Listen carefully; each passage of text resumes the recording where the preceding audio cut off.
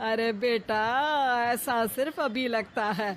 जो मुझे करना पड़ता है ना, वो तुझे करना पड़े तो समझ आएगा कि असली काम का पहाड़ कैसा होता है।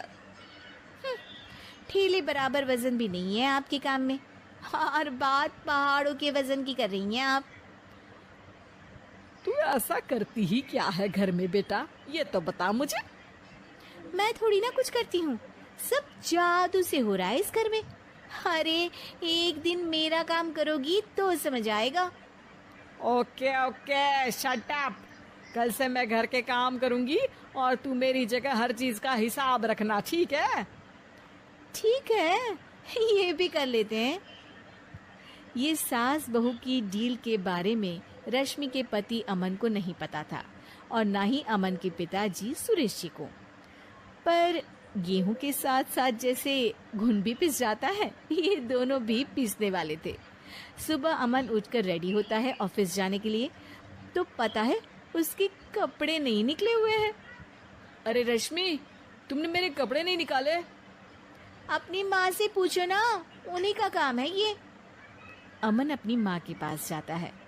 अब मेरे कपड़े आज आप देने वाले हो क्या माँ? हाँ, देना तो मुझे ही चाहिए, पर तेरी बहू ने कपड़े धोने ही नहीं डाले, तो कोई भी धुला हुआ कपड़ा नहीं है बेटा। हैं? ऐसा क्यों? कपड़े तो धोने आप ही देते हो ना माँ? अरे बहू ने तुझे बताया नहीं, अब हम अदल बदल गए हैं। मैं अब बहू और तेरी बीवी सास।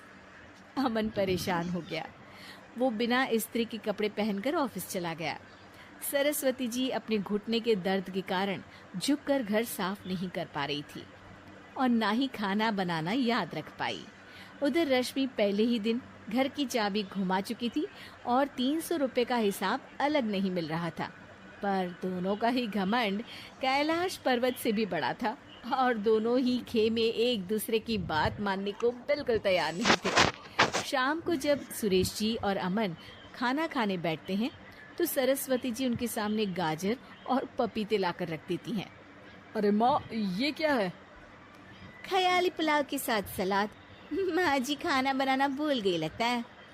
अरे एक एक चमन्नी का हिसाब है मेरे पास, खाना बनाना कैसे भूल जाऊंगी?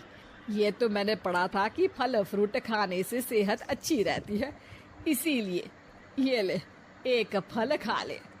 रात को सुरेश जी और अमन अपनी मीटिंग बिठाते हैं अकेले में। बाबूजी, इनकी लड़ाई के कारण ना हमें ठीक से खाना मिल रहा है, उल्टा घर के सारे काम रुक गए हैं। हाँ बेटा, 2 भैंसों की लड़ाई में बेचारे खेत के पौधों का भी नुकसान हो रहा है। पर पापा, क्या बताऊँ आपको, मैंने माँ को इस महीने की 2 तारीख को बिजली के बिल के पैसे दिए थे। आज बिल भरने के लिए मांगने गया तो पता चला कि रश्मि उन पैसों से गैस सिलेंडर ले आई। अच्छा, तो सिलेंडर के पैसों का क्या हुआ? अब सिलेंडर के तो कोई पैसे नहीं थे बाबूजी, हमारे घर पर गैस की पाइपलाइन लगी है ना। बेटा, इन दोनों का कुछ करना पड़ेगा, नहीं तो अपने घमंड के चक्कर में पूरा घर बर्बाद कर डालेंगी ये दोनों। अमन और सुरेश जी